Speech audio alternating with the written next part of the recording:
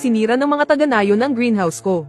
Ang dahilan, nirentahan ko raw ang abandonado nilang lupa para magtanim ng kabute. Ang upa sa bawat sukat ng lupa ay 1,500 yuan. Pero ang mga inaani kong kabute ay nabebenta ng mahigit 100,000. Pinagbibintangan nila akong kumikita sa hindi makatarungang paraan. Nagsabi pa sila na hinding-hindi na nila pauupahan sa akin ang lupa. Kaya naman, pinalikuran ko sila at giniba ko ang greenhouse. Dinala ko ang lahat ng kagamitan sa kabilang baryo. Pagsisisihan nila ito ng husto. Matapos anihin ang pinakabagong batch ng mga kabute, agad kong tinawag ang mga kababaryo para tumulong sa pag-eempake at pagkarga sa truck. Erawan ng bayad, 120 piso kada araw. Sagot ko pa ang isang pananghalian. Masayang nagkukwentuhan at nagtatawanan ng lahat. Punong-puno sila ng sigla sa pagtatrabaho. Ilang sandali lang, napuno na agad ang truck. Tinawagan ko si Zhang Erchu. Pinahatid ko sa kanya ang mga kargamento sa bodega sa syudad. Pagsapit ng gabi, sinabihan ko ang mga nagtrabaho kanina na pumunta sa bahay ko para kunin ang kanilang sahod. Ngunit pagdating nila, napansin kong kakaiba ang mga itsura nila. Sinipa ni Zhang Erchu ang isang bangkito sa bakuran. Dinuro niya ako sa mukha sabay sigaw. Shendong, ang sama-sama mo, nirentahan mo ang lupa namin. Pero ang upa sa bawat sukat, 1,500 lang. Pero yung mga kabuteng tinatanim mo, kapag dinala sa syudad, 15 yuan kada kalahating kilo. Buwan-buwan, isang truck ang hinahatid ko para sayo. Isang truck, 8 tonelada. Sa isang taon, kumikita ka ng mahigit 2 milyong yuan. Pasigan niyang itinaas ang 2 daliri. Narinig ko ang sabay-sabay na paghinga ng malalim mula sa mga tao sa paligid. Mga kababaryo, kayo na ang humusga. Kumita si Chendong ng ganito kalaki gamit ang lupa natin. Pero kakarampot lang ang ibinabayad niyang upa. Kung hindi yan kasakiman, anong tawag dyan? Kung hindi ko pa aksidenteng nakita ang resibo sa bodega habang nagdidiskarga kanina. Lahat tayo matagal na palang niloloko ng taong to. Nagpapalabis sa kwento si Zhang Erchu. At ang tingin sa akin ng mga kababaryo ay lalong sama-sama. Naintindihan kong nagkakamali sila ng akala. Kaya't matyaga akong nagpaliwanag. Dito sa 2 milyon, halos lahat niyan ay puhunan. Upa sa lupa, binhi ng kabute, pagpapatayo ng greenhouse, pang-araw-araw na maintenance. Alin dyan ang hindi pinagkakagastusan? At saka yung sweldo na binibigay ko sa inyo. Kasama na yung delivery truck na minamaneho mo, Zhang Erzu. Pera ko ang pinambili ng lahat ng yan. Kapag tinanggal mo ang lahat ng gastusin, halos wala nang natitira sa akin sa isang taon. Dumura si Zhang Erzu. Yang kakarampot na sweldong binibigay mo sa akin. Kulang pa sa pang sigarilyo at alak ko kada buwan. Ang kapal pa ng mukha mong sabihin yan. Dahil taga rito ka rin sa baryo. Ako ang gumastos para makakuha ka ng lisensya sa pagmamaneho. Bumili pa ako ng truck para may magamit ka sa pagde-deliver. 7,000 kada buwan. May bonus pa sa katapusan ng taon. At yung mga sigarilyo sa opisina ko, kinukuha mo lang kahit kailan mo gusto. Kung susumayin mo lahat, higit pa sa doble ang kinikita mo kumpara sa pagpihit mo lang ng tornilyo sa pabrika noon. Tapos ngayon, ako pa ang sinisisi mo. Hindi ka ba kinukonsensya? Shendong, tigilan mo na yung pagpapalusot mo. Yumaman ka ng ganyan dahil sa tulong nating lahat. Hindi natin pwedeng hayaan na makinabang lang siya sa atin ng libre. Humarap si Zhang Erzu para sulsolen ang mga taga-baryo. Nag-research ako sa internet. Sa ibang lugar, ang upa sa 1 ektaryang lupa ay 20,000 kada buwan. 2 taon ka nang may greenhouse dito sa baryo. Hindi ba dapat bayaran mo na kami para dyan? Nang marinig iyon, agad na sumabat si Village Chief Li Fugi. Magkano kamo ang upa sa labas? 20,000 kada buwan. Shendong, napakalaki pala ng nilalamang mo sa aming lahat. Village Chief, yung lupang pinapaupahan nyo sa akin, nakatiwangwang lang din naman dati. Tapos ngayon, ako pa ang sinisisi nyo. Yang sinasabi mong 20,000 kada buwan. Sigurado presyo yan sa mga primera klaseng lugar na malapit sa syudad, tama ba? Maihahambing ba yun sa sitwasyon dito sa baryo natin, model? Buong tigas na sumagot si Zhang Erzu. Kahit saan pa yan, hindi ba't lupa pa rin naman? At saka, magkakababayan tayong lahat. Hindi mo kami pwedeng gulangan dahil lang sa akala mo wala kaming alam. Sinasadya mong baratin kami, bukod sa pagbabayad ng kulang dati. Kung gusto mo pa ring upahan ng mga lupa sa susunod, kailangang ulitin ang kontrata. Tama, kung hindi ka pipirma, mas gugustuhin pa naming hayaang tiwangwang ang mga lupa sa baryo kaysa ipaupa sayo. Tiningnan ko ang mga taong nakapalibot sa harap ng bahay ko, at lalong nanlamig ang puso ko. Itinaas ni Zhang Erzu ang cellphone niya at sumigaw. Kaka-search ko lang sa internet. Sa mga construction site sa syudad, 200 ang sahod sa isang araw. Libre pa ang pagkain at tirahan. Pero si Chendong, 120 lang ang binibigay sa atin. Kung hindi yan pagnanakaw sa sahod natin, anong tawag dyan? Nagmamaneho siya ng mag-agarang sasakyan sa syudad. Nakatira sa mansyon. Lahat ng kinikita niya, galing sa dugot pawis natin. Ngayon, kailangan nating ipasuka sa kanya ang pera. Pati ang kapitan ng baryo na si Li Fugi ay dinuro ako at minura. Shendong, hindi ko akalain na ganyan kadilim ang budi mo. Kung hindi mo ibibigay ang perang ito ngayon, kahit ako, hindi na kita mapoprotektahan. Sa pag-uudyok ng dalawa, tuluyang sumiklab ang galit ng mga taga-baryo. Shendong, ibalik mo ang pera. Lubos na nanlumo ang kalooban ko. Malamig kong pinagmasdan ang mga taong ito na walang utang na loob. Nagliliyab sa kasakiman ang kanilang mga mata. May ilan pang ang nagbibilang sa daliri kung magkano ang dapat kong ibayad sa pamilya nila.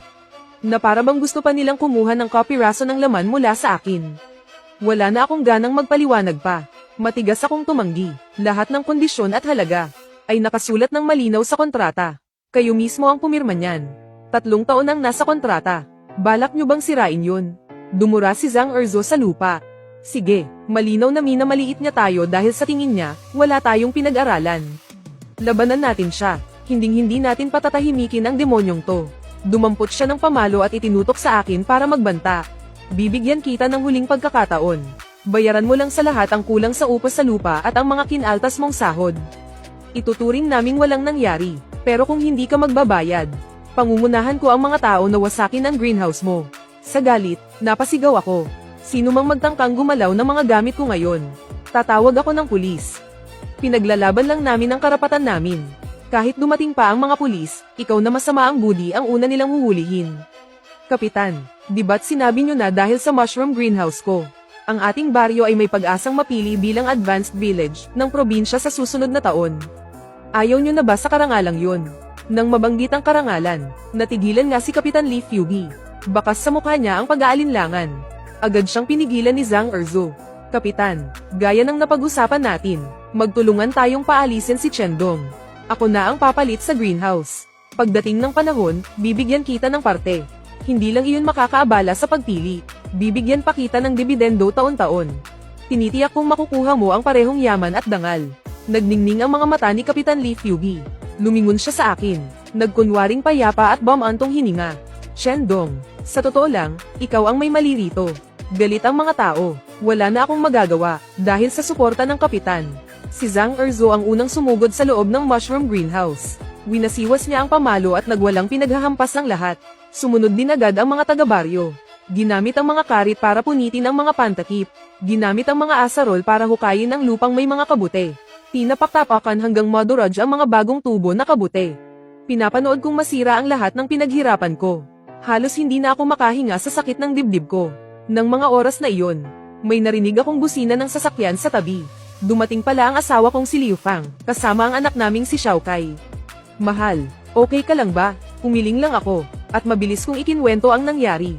Hindi naiintindihan ng anak kong si Xiao Kai ang gulo ng mga matatanda. Ang alam lang niya, sinisira ng masasamang tao ang mga bagay na mahalaga sa papa niya. Galit siyang tumakbo palapit sa kanila. Iwinawagayway ang maliliit niyang braso para subukang pigilan sila. Mga salbaha kayo, huwag niyo nang sirain yan. Greenhouse to ng papa ko. Itinaas ng kapitbahay naming si Wang Laolio ang kanyang asarol.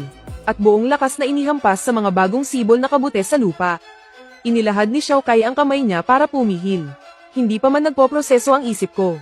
Agad nang kumilos ang katawan ko para yakapin at protektahan ang anak ko. Dumaan ang asarol ni Wang Laolio sa braso ko, na nag-iwan ng malaking sugat. Mabuti na lang at hindi nasaktan ang anak ko. Nang makita ni Wang Laolio na may nasaktan siya, binitawan niya ang asarol. Ay, ikaw naman kasi tong bigla na lang sumugod.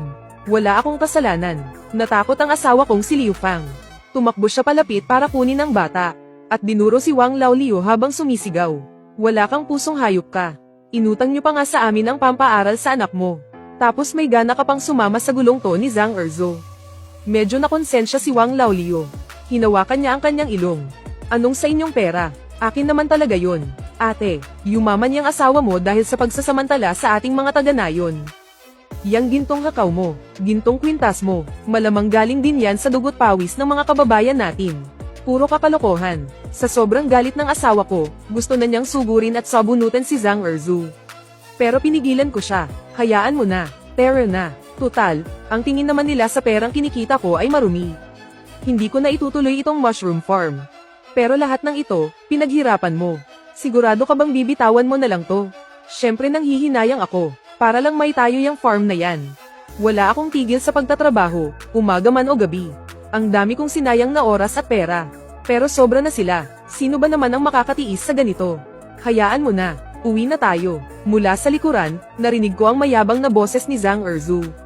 Mga kabaryo, ngayong gabi, sa sarili nating lakas, tinalo natin ang sakim na kapitalista. Simula ngayon, tayo na mismo ang magtatayo ng farm at magtatanim ng mushroom. Nahanap ko na ang mga pagbibentahan natin. Pagdating ng panahon, paghahatian natin ang tubo. Tayo na ang magiging sarili nating amo. At maranasan kung ano ang pakiramdam ng pagiging mayaman. Nako, edi yayaman na pala tayo niyan. May bakanteng lote pa kami. Aayusin ko na agad para makapagtayo na rin ako ng farm. Mabuti pa si Zhang Erzu, may konsensya. Laging iniisip ang kapakanan ng mga taga rito. Hindi tulad ni Chen Dong nag-aamen. Dala ng hangin ang mga salitang yun sa tenga ko. Natawa na lang ako, kung ganoon lang yun kadali. Hindi sana ako nahirapan ng mahigit 1 taon. At nalugi ng daan-daang libo bago ko palang halos masimulan ang lahat. Sana lang talaga kayanin nila ang kabayaran ng pagkabigo. Pagbalik namin sa syudad, dumiretso muna ako sa ospital para magpa-antitetanus. At pinagamot ang mga sugat ko.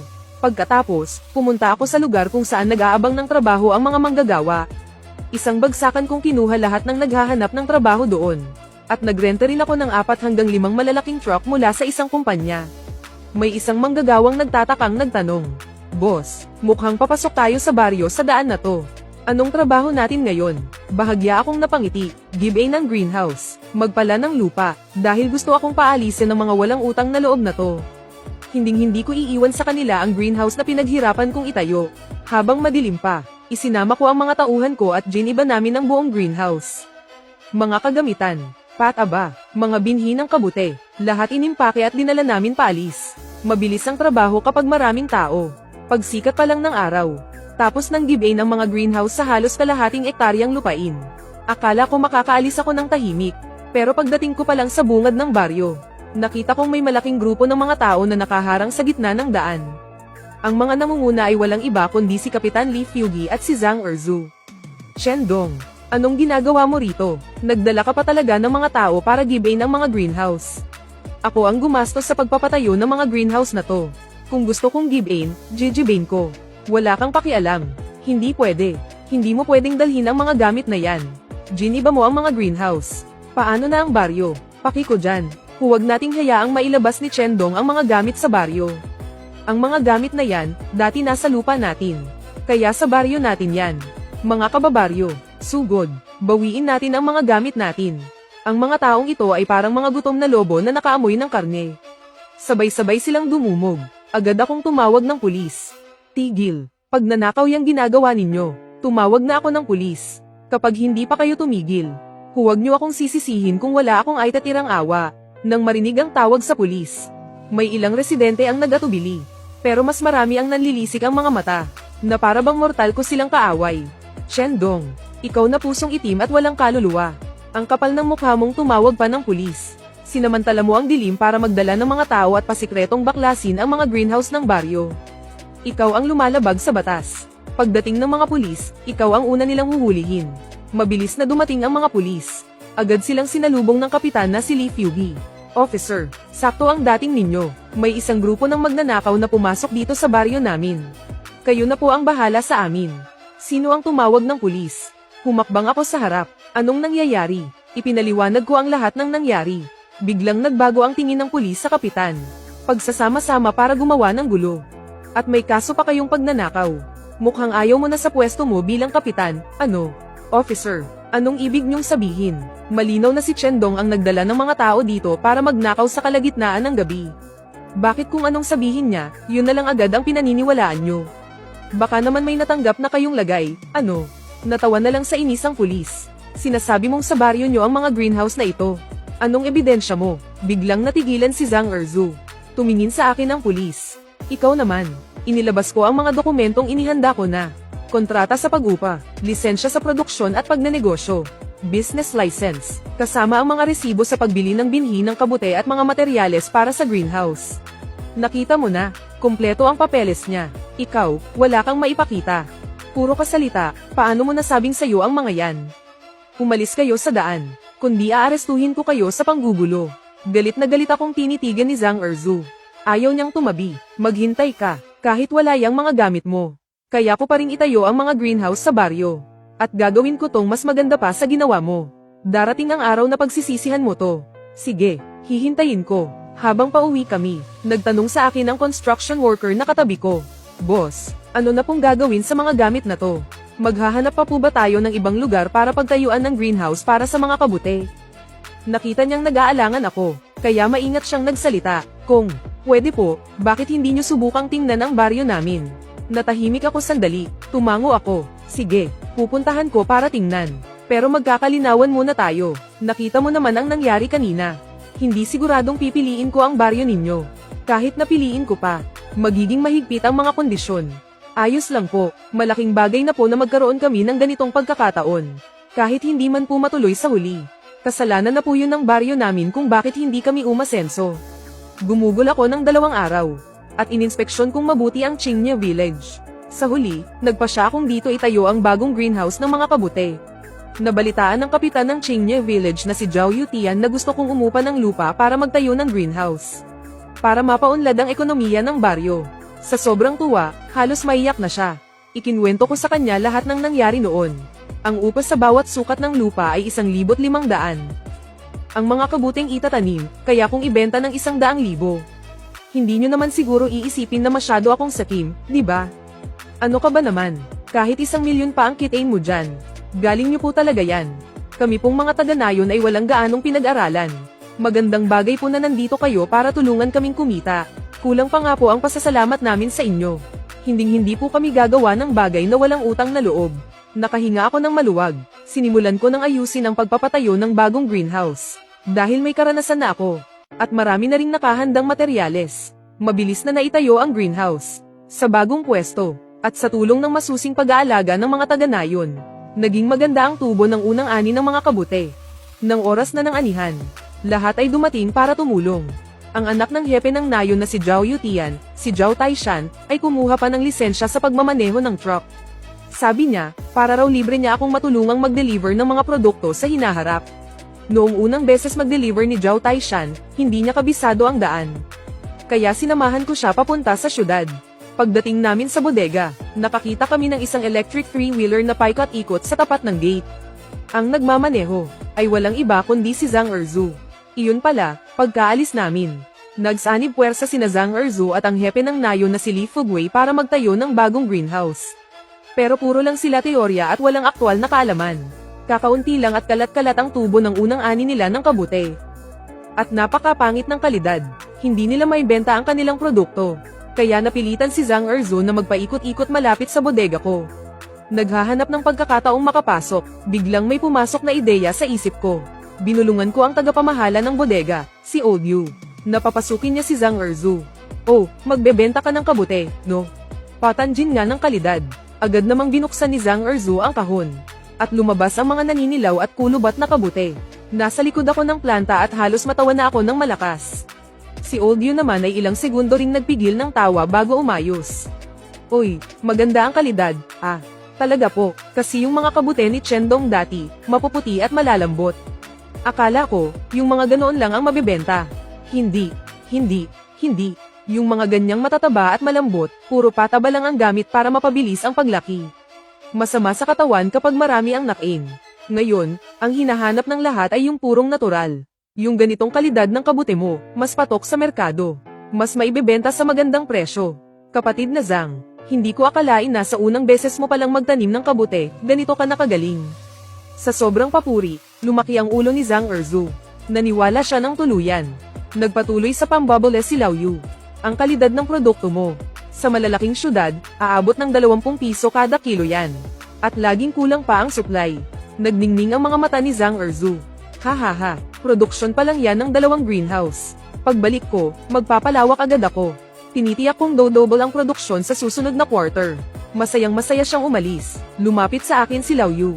Kumusta? Magaling ba akong umarte? Tinaasan ko siya ng hinlalaki. Kung gusto mong bumagsak ang isang tao, hayaan mo munang lumaki ang ulo niya. Nakahanda na ang patibong. Hinihintay na lang naming mahulog sina Zhang Erzu at ang kapitan ng baryo. Sa sumunod na ilang buwan, ibinuhos ko ang buong atensyon ko sa industriya ng mushroom greenhouse sa Qingya Village. Araw-araw, sobrang abala ko na parang hindi sumasayad ang paa ko sa lupa. Kung hindi pa tumawag sa akin si Lao Yu, muntik ko nang makalimutan ang tungkol kay Zhang Erzu. Yun pala, matapos matikman ni Zhang Erzu ang tagumpay, hinikayat niya ang buong baryo na samahan siyang magpalawak ng mga mushroom greenhouse. Sa pangunguna ng kapitan na si Li Fugi at ni Zhang Erzu, umutang sila sa bangko ng daan-daang libo. Ginawa nilang greenhouse ang 2/3 ng lupain sa baryo. Nang tumubo na ang mga kabute, nag-ambagan muli ang lahat, kahit maubos pa ang kanilang mga ipon, para makabili ng isang truck na gagamitin ni Zhang Erzu sa pagde-deliver ng mga produkto. Tuwang-tuwa si Zhang Erzu na nagdala ng isang truck ng produkto sa lungsod para ibenta. Pero pagbukas pa lang ng may-ari ng tindahan, sunod-sunod na itong umiling. Ang mga kabute mo, naninilaw na at matitigas pa. Walang bibili niyan sa merkado. Kung tatanggapin ko ang ganitong kalidad, malulugi lang ako. Ano bang alam mo? Yung mga matataba at mukhang sariwa, pinalaki lang yan sa pataba. Itong sa akin, purong natural. Sa tingin ko, unang beses mong magnegosyo, no? Hindi mo man lang matukoy kung alin ang maganda at pangit. Hindi ko maaaring kunin to. Matapos mabaygo ng ilang beses, si Zhang Erzu ay pagod na at tuyong-tuyo ang lalamunan. Punong-puno siya ng galit, isang buong truck ng kabute pero wala pa ring gustong kumuha. Sa wakas ay napagtanto niyang naloko siya. Pero kung hindi niya maibibenta ang mga produkto, ang daan-daang libong ipinuhunan niya ay mauuwi lang sa wala. Sa huli, pagkatapos mag-ikot ng 2 o 3 araw, sa wakas ay nakahanap siya ng isang food factory na gumagawa ng mushroom sauce. Pumayag silang bilhin ito sa halagang 2 piso kada kilo. Matapos kong maisahan ang mga buwayang iyon, hindi mo maisip kung gaano gaman ang pakiramdam ko. Pagsapit ng dapit hapon, magpapahinga na sana ako, nang biglang tumawag si Village Chief Zhao Yutian. Boss Chen, may magnanakaw sa greenhouse. Nagmamadali akong bumalik sa baryo. Maliwanag na maliwanag ang mga ilaw sa opisina. Maraming taga-baryo ang nakapalibot sa bakuran. Bigla akong kinabahan, para kong nakita ulit ang eksena ng pakikipag-away ko sa nakaraang baryo. Nang lumapit ako para tingnan, nakita kong may isang taong itinali na parang suman at nakasubsob sa lupa. Napapaligiran siya ng mga tao. Ang braso ng anak ng village chief na si Zhao Taishan ay may benda. Mapatla ang kanyang mukha, may mga bakas din ng dugo sa sahig. Nang makita ako ni Village Chief Zhao Yutian, agad siyang sumalubong sa akin. Dahil umuwi ka sa syudad ngayong gabi, pinatulog ko ang anak ko sa sahig ng opisina, para may magbantay sa greenhouse mo. Pero hating gabi na, may narinig siyang ingay. Paglabas niya, may nakita siyang isang anino na palihim na pumapasok. Pumasok ang taong iyon sa greenhouse at nagsimulang magtapon at magwasak ng mga gamit. Gumamit pa siya ng kutsilyo para sirain ang takip ng greenhouse. Hinarang siya ni Taishan. Hindi sinasadyang nahiwan siya. Nagulat ako. Malubha ba? Kailangan bang dalhin sa ospital? Umiling si Zhao Taishan habang nakakunot ang noo. Wala to. Hindi malubha. Asikasuhin mo muna itong magnanakaw. Lumapit ako. Itinihaya ko ang taong nasa sahig para tingnan. Si Zhang Erzu. Si Zhang Erzu pa, nabagbog sarado at puro pasa ang mukha. Sinenyasan ko ang kapitan na tumawag ng pulis. Umupo ako sa harap niya at tinitigan siya. Anong ginagawa mo rito sa kalagitnaan ng gabi? Nagnanakaw. Tiningnan ako ng masama ni Zhang Erzu. Paako to. Wala kang pakialam. Hindi siya nagsalita, pero nahulaan ko na rin. Naiinggit ka dahil matagumpay ang mushroom farm ko. Kaya ka pumunta rito para man-ira, no? Nang mabuking na, hindi na siya nagpanggap pa. Oo, talagang hindi ko matanggap. Oo, naiinggit talaga ako. Pareho lang naman tayong nagtayo ng greenhouse para sa mushroom. Bakit ikaw ang kumikita, habang ako puro lugi? Hindi ito patas. Dahil nalugi na ako, huwag mong isipin na giginhawa ka pa. Hindi ko lang sisirain ang greenhouse mo. Sisirain din kita. Narinig ito ng mga taga-baryo sa paligid. Sa sobrang galit, gusto na naman siyang sugurin para bugbugin. Natakot ako na baka may mapatay pa sila. Kaya agad ko silang pinigilan. Mabuti na lang at mabilis dumating ang mga pulis. Nagunahan ang lahat sa pagsusumbong sa mga kasamaan ni Zhang Erzu. Isa pa, natuto na ako sa nangyari dati. Nagpakabit ako ng surveillance camera sa bawat greenhouse. Kitang-kita sa video ang lahat ng ginawa niya. Matibay ang ebidensya. Kinuha na si Zhang Erzu. Tumawag naman ako ng tulong para madala si Zhao Taishan sa ospital. Mabuti na lang at hindi naman siya gaanong nasaktan. Matapos kong asikasuhin ang lahat, halos mag-uumaga na. Kinaumagahan, nagpatawag ng pulong ang hepe ng nayon na si Zhao Yutian sa mga residente. Napagdesisyonan na mag-schedule ng mga taong maghahalinhinan sa pagbabantay sa greenhouse ko tuwing gabi. Agad akong tumanggi, pero seryoso akong tiningnan ng hepe. Shendong, pumunta ka rito sa nayon namin para magtayo ng greenhouse. Pinaunlad mo ang kabuhayan ng buong nayon. Malaking tulong ito para sa mga tao. Malaki ang utang na loob namin sa iyo. Kaya responsibilidad naming protektahan ka at ang seguridad ng greenhouse mo. Nagsitanguan naman ang ibang mga residente. Isa-isa silang nagpresentang magbantay. Halos mapaiyak ako sa sobrang pasasalamat. Sa parehong sitwasyon, may mga taong ang nakikita lang ay ang pansamantalang pakinabang. Masyadong makwenta at handang manaksak ng iba patalikod. Samantalang ang iba naman, puno ng pasasalamat at kabutihang loob ang puso. Hindi na ako binigyan ng pagkakataon ng mga residente na tumanggi. Kusa na nilang inayos ang schedule ng pagbabantay. Si Zhang Erzu, dahil sa sadyang pagsira ng ari-arian, ay nakulong ng 1 buwan. Pagkalaya niya at pagbalik sa nayon, binugbog na naman siya ng mga galit na residente. Iyon pala, ang mushroom greenhouse na pinangunahan nilang itayo ng hepeng si Li Fubi. Dahil kulang sila sa kaalaman, at magulo ang pamamahala, nalugi lahat ng perang ipinuhunan. Kakaunti lang ang naging ani nilang mushroom, at pangit pa ang kalidad. Kaya hindi talaga may benta. Pakiramdam ng mga residente ay niloko sila. Sinugod nila ang bahay ng hepe at binugbog ng gusto si Li Fubi. Pagbalik ni Zhang Erzu, binugbog na naman siya. Pagkatapos siyang bugbugin, tinali nila si Zhang Erzu at dinala sa Qingye Village para humingi ng tawad sa akin. Ang dating village chief na si Li Fubi, habang namamaga pa ang mukha na parang sa baboy, ay may bitbit na 2 bote ng alak at nagmamakaawang nakatingin sa akin. Shendong, tingnan mo, magkakababayan naman tayo. Hindi lang tayo nagkaintindihan noon. Pagpasensyahan mo na kami, patawarin mo na kami kahit ngayon lang. Seryoso ang mukha ko. Anong kailangan nyo? Sa likod ni Li Fubi, itinulak ng pilay na si Wang Kuihua at ni Wang Laoliu si Zhang Erzu, na nakagapos na parang suman, sa harapan ko. Shendong, kasalanan lahat to ng walang hiyang si Zhang Erzu na siyang nagsulsul. Nagpadala lang kami kaya kami nagkamali. Tinuruan na namin siya ng leksyon para sayo. Kaya, kinusat-kusot ni Wang Laoliu ang kanyang mga kamay. Pwede ka pa bang bumalik sa baryo natin para itayo ulit yung greenhouse? Ang upa, tulad pa rin ng dati. Hindi na kami hihingi ng 20,000. Marami pa namang bakanteng lupa sa baryo. Rentehin mo na lahat, siguradong mas malaki ang kikitain mo. Ang galing niyong mag-isip para sa sarili niyo. Napangisi ako ng malamig. Sino nga ba yung nagsabi noon na habang buhay ay hindi niya ako paparentahan ng lupa? Kitang-kita ang pagkapahiya sa mukha ni Li Fubi. Sinabi na ngang hindi lang tayo nagkaintindihan. Ngayon, natanggap na naming lahat na mali kami. Tingnan mo, personal pa kaming pumunta rito para humingi ng tawad. At saka, kami na ang nakakita sa iyong lumaki. Kung tutuusin, para mo na rin kaming mga nakakatanda. Nagpakumbaba na nga ang mga matatanda. Shendong, huwag ka nang magmataas. Inirapan ko sila. Paano kung ayoko? Nag-iba ang ekspresyon ni Li Fubi. Shendong model, huwag kang abusado. Kung hindi lang dahil sa mga magulang mo.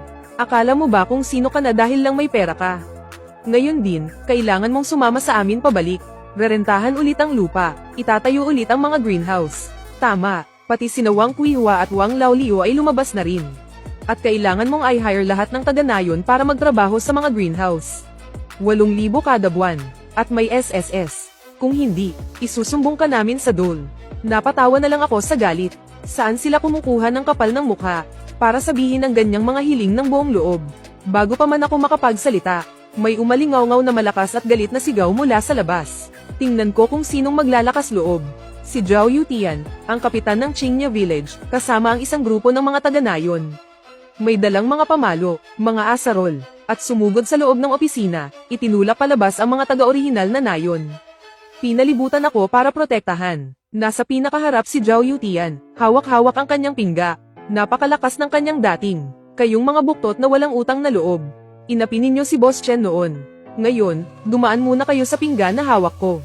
Oo, sabay-sabay na itinaas ng mga taga-nayon sa likuran niya ang mga hawak nilang gamit. Mga wala kayong konsensya, yang mga kabulastugang pinaggagawa ninyo. Matagal nang kumalat sa buong lugar na to. Tinulungan kayo ni Boss Chen. Pero hindi kayo nagpasalamat, pinalayas nyo pa siya. Ngayon, si Boss Chen na ang aming biyaya dito sa Qingye Village. Naiinggit kayo kaya gusto nyo siyang agawin pabalik. Asa pa kayo, dahil mas marami sila at mas malakas. Ang ilang taga-orihinal na nayon ay labis na napahiya sa mga mura. Nang makita nilang dehado sila, wala silang nagawa kundi ang tumakas na lang. Bago umalis, pinukol ako ng masamang tingin ng mga mata ni Zhang Erzo na puno ng puot. Sa susunod na segundo, sinalubong sila ng mas matatalim na tingin mula sa mga residente ng Qingya Village. Lumingon si Village Chief Zhao Yutian at marahan akong pinakalma. Huwag kang mag-alala, hanggat nandito ang mga tao sa nayon natin. Walang sino mang makakagalaw sa'yo. Uminit ang sulok ng mga mata ko. Hindi ako makapagsalita sa sobrang pasasalamat. Pagkatapos noon, sa tuwing may taga-Yuan Village na tumutuntong sa Qingya Village, agad silang itinataboy ng Village Chief at ng mga kasama niya. Walang mahanap na paraan ang mga taga-nayon. Kaya nagngingit-ngit sila sa galit. Bukod pa roon, dumating na ang takdang araw ng bayarin sa utang ni na Village Chief Li Fugi at Zhang Erzo. Araw-araw nang pumapasok sa nayon ang mga maniningil. Isinisi ng galit na mga residente ang lahat kina Li Fugi at Zhang Erzo. Para mailabas ang kanilang galit, muli nilang binugbog ang dalawa. Sa gitna ng gulo, may isang hindi nakapagtimpi. Napatay sa bagbog si Zhang Erzo. Nabali naman ang binti ni Li Fugi. Nauwi ito sa trahedya. Lahat ng sangkot sa gulo ay inaresto. Hindi nakakuha ng pera ang mga maniningil. Kaya sinira nila ang lahat ng greenhouse para ipambayad utang. Naging tigang na naman ang mga lupain sa nayon. Walang pambili ng gamot si Wang Kuihua. Kaya bumalik ang sakit niya sa binti. Hindi na siya makalakad sa sobrang sakit. Nang malaman ng anak ni Wang Laolio ang mga kalokohang ginawa ng kanyang ama, pinutol niya ang ugnayan sa kanyang pamilya pagkatapos niyang makapagtapos ng kolehiyo. Nanirahan siya sa ibang lugar. Malapit na ang bagong taon. Nakatanggap ako ng transfer na 50,000. Ang tanging mensahe ay, salamat. Alam ko, galing yun sa anak ni Wang Laolio. Patunay lang na may mabuting anak pa ring nagmumula sa masamang magulang. Matapos ang pangyayaring ito, tuluyan nang bumagsak ang Yuan Village. Samantala, sa panig ng Qingya Village, hindi ko lang pinalawak ang mga greenhouse. Nakipagtulungan din ako sa lokal na pamahalaan para magpagawa ng mga kalsada. At nagtayo rin ako ng isang food processing factory sa nayon. Ang mga kabuteng itinatanim mismo sa nayon ay direktang pinoproseso sa pabrika para maging produkto. Binibenta sa buong bansa. Ang mga empleyadong kinuha ng pabrika ay karamihan ding taga-aming baryo at mga kalapit baryo. Sa aking pangunguna,